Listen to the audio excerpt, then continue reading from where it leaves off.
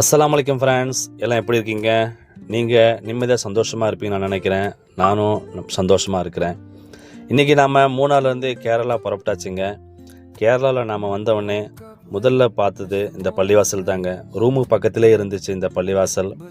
அதனால் வந்தவுடனே லுஹருடைய தொழுகை இங்கே தொழுதுட்டு பக்கத்தில் எங்கே சாப்பாடு கிடைக்கும்னு சொல்லி பார்த்தாங்க. நல்ல ஹோட்டலாக இருந்துச்சு. ஆனால் அவரும் அந்த கொட்டை அரிசி தான் போட்டாங்க. அதனால் வேண்டான்னு சொல்லிவிட்டு நம்ம பழையபடி பரோட்டாவும் மீன் குழம்பு வாங்கிட்டு சாப்பிட்டு கஸ்டமர் பீச்சுக்கு போகலாம் அப்படின்னாங்க. பீச்சுடைய பேர் பார்த்தீங்கன்னா மராரி.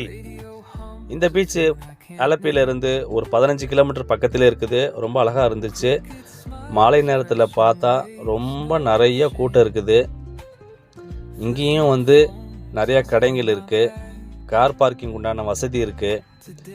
ரெஸ்ட் ரூம் உண்டான ஃபெசிலிட்டி இருக்குது. ரொம்ப இயற்கையாக இருந்துச்சு. நிறைய மக்கள் இதை விரும்பி பார்க்குறாங்க. கடல் அலைகள் சாயந்தரம் அப்படிங்கிறதுனால ரொம்ப ஆக்ரோஷமாக இருக்குது. பகல் நேரத்தில் விட இரவு நேரத்தில் தான் அதிகமாக இருக்குன்னு சொல்லி சொல்கிறாங்க. நாம் அந்த கடல் பக்கத்தில் நின்றுட்டு கொஞ்சம் நேரம் அதை ரசிச்சுட்டு அங்கே நிறைய பேர் தெரிஞ்சவங்களாம் இருந்தாங்க. அவங்கள்ட்டையும் கொஞ்சம் பேசிட்டு கடைங்களில் போய் ஸ்நாக்ஸ் சாப்பிட்லாம் அப்படின்னு போனோம். பக்கத்தில் கூடார மாதிரி இருக்கு இல்லைங்களா, இதுதான் அந்த கடைங்க. அந்த கடைங்களில் விதவிதமான ஃபுட் இருக்குதுங்க. நான் அதை ஃபஸ்ட்டு பார்த்தோன்னே இது ஒரு மேளா மாதிரி அப்படின்னு நினச்சேன். நம்ம ஊர்லலாம் மேளா இந்த மாதிரி தான் போடுவாங்க. ஆனால் இது எல்லாமே சாப்பிடக்கூடிய ஸ்நாக்ஸ் ஷாப் தாங்க. எல்லா விதமான Indian, north Indian, Chinese food எல்லாமே வச்சுருக்குறாங்க. பக்கத்தில் சின்ன சின்ன போட்ஸ்லாம் இருக்குது. பகல் நேரத்தில் வந்தோம் அப்படின்னா போட்டுக்காரங்கள்ட்ட கொஞ்சம் பணம் கொடுத்து அழகாக கடலில் ட்ராவல் பண்ணலாங்க. ரொம்ப எக்ஸைட்மெண்ட்டாக இருக்கும். இதுதான் நம்முடைய கேரளாவுடைய கடைசி ட்ரிப்புங்க. இன்றைக்கி நம்ம கேரளாவில் கஸ்டமரை ட்ராப் பண்ணிவிட்டு அங்கேருந்து புறப்பட்டாச்சுங்க ஊருக்கு. நம்ம பாலக்காடு, திருச்சூர் வழியாக தான் கோயம்புத்தூர் சேலம் வருவோங்க. வர வழியில் இந்த ஸ்நாக்ஸ் பார்த்து சாப்பிட்டு, இது ஒரு டன்னலுங்க. இந்த டன்னல் தான் கேரளாவும் தமிழ்நாடும் இணைக்கிற இடத்துல இருக்குது. பாறைகளே குடைஞ்சி இது அழகாக செஞ்சுருக்குறாங்க. நம்ம கோயம்புத்தூர் வந்தோடனே முதல்ல பார்த்து சாப்பாட்டு கடை தாங்க.